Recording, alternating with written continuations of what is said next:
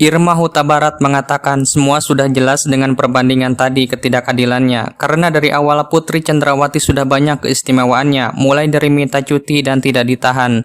Jika penyidik benar-benar memiliki penilaian yang subjektif, tentunya hal ini akan membuat citra kepolisian berkurang dan rusak di mata masyarakat. Karena citra yang sudah di titik nadir itu sekarang menjadi bertambah rendah dan Kapolri ketika berjanji ingin meningkatkan citra Polri harus menunjukkan bahwa ia benar-benar dan tidak bermain-main dalam kasus Sambo ini. Sebetulnya hal ini akan menjadi pertaruhan bagi marwah Polri itu sendiri. Itu kan kelakuannya mafia. Kalau polisi nggak...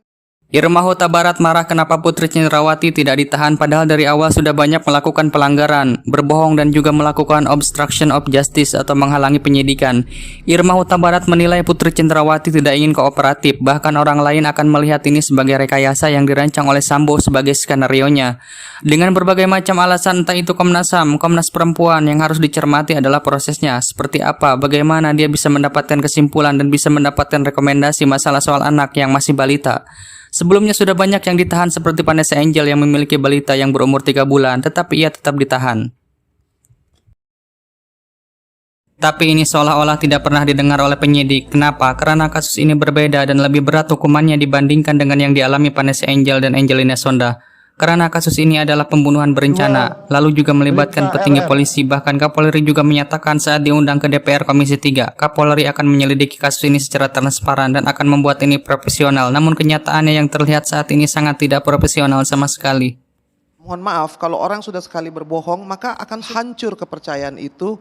Slogan presisi akuntabilitas itu menjadi tidak bermakna sekali karena yang dilakukan saat ini tidak mengindahkan keadilan masyarakat dan tidak memakai prinsip di muka hukum.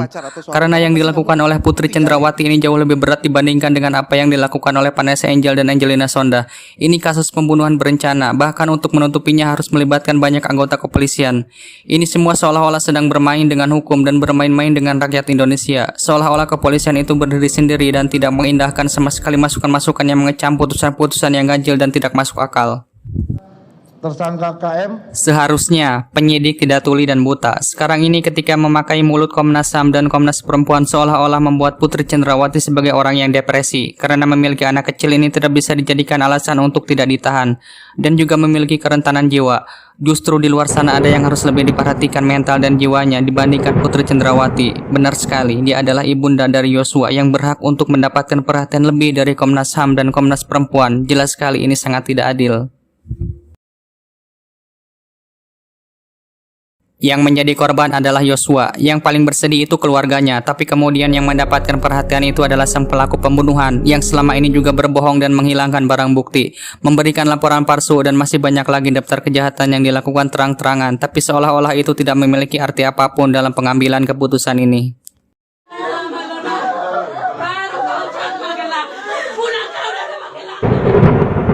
Bahkan penyidik menetapkan Putri Cendrawati sebagai tahanan kota dan ini sangat-sangat tidak adil. Sedangkan Putri Cendrawati sendiri berulang kali melanggar hukum dan sudah menjadi tersangka kasus pembunuhan berencana Brigadir Yosua.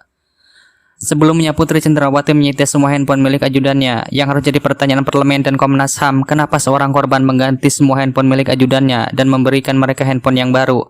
Dan handphone ajudan sebelumnya dihilangkan. Sebelumnya kalau penyidik mau berpikir kan itu bisa ditrace atau dilacak. Tapi kembali kepada penyidik mau dilacak atau tidak.